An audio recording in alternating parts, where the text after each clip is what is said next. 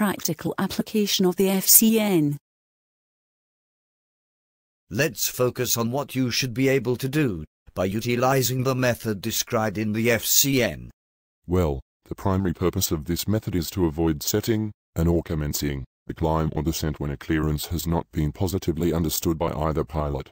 That is the essence of the FCN, Grumpy. We want to avoid level busts and ATC misunderstandings induced by our crews. It goes without saying that focusing on flying the plane and communicating with ATC, thus observing the sterile cockpit, is expected of professional pilots, and reflects the level of maturity of the practitioners on the flight deck. Let's have a look at how you and Amelia can mitigate the natural tendency of doing tasks in parallel when we communicate with each other or ATC. Right, Amelia. For the purpose of this exercise I will be PF, and you will be PM. The proper way to back up each other during any task is not to split the tasks, but rather for both of us to focus on the task in hand, even if it is in the other crew member's remit. In this occasion, your job is to listen and communicate with ATC, and my job is to pay attention to what you say and agree with them before I do anything. Okay, Captain Grumpy, so what you are saying is that you will not be acting on what you have heard, or believe that you have heard and understood, until such time that I have completed the communication task, so no tasks in parallel. Yes, that is right. We do things as a crew rather than individuals as much as possible, so that we reduce the possibility of errors due to multiple interfaces. Bohemia 080 direct to ocean, climb and maintain flight level 130. Okay, so now let's look at the expanded, standard operating procedures. First of all, Amelia will acknowledge the ATC clearance. Direct to ocean, climb and maintain flight level 130, Bohemia 080. I have actively listened to what Amelia read back, and I have been part of the dialogue, as a silent participant, giving the communication task my fullest attention. That is very good, Captain Grumpy.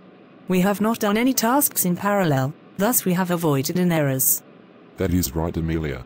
The purpose of not setting the FCU until both of us have listened to the clearance is to avoid the error of inference. I understand now. If you set an altitude on the FCU, and I am not 100% sure of the clearance, perhaps this can lead to an unnecessary error by not querying your selection, and/or the clearance from ATC. I will now set the cleared level on the FCU. As you have set the cleared flight level on the FCU, I will now confirm that it is indeed the correct clearance by reading the PFD indication. Flight level 130 blue, check. Thrust climb, flight level 130 blue. Check. It goes without saying, Amelia, that if you and I were not in agreement, then you would ask ATC to confirm the cleared level. That is right, Captain Grumpy. If I was not in agreement with your setting on the FCU, I would say, Bohemia 080, confirmed cleared level? Yes. Then once we got a response back, we would resume the process by me setting the correct flight level on the FCU, and you reading out what you saw and agreed on the PFD. And that is how you trap errors. It is why we do not do tasks in parallel. It is why we make time and focus on the tasks as a crew. It is how we deliberately commit to avoiding level busts and showing accountability as a crew. That is right.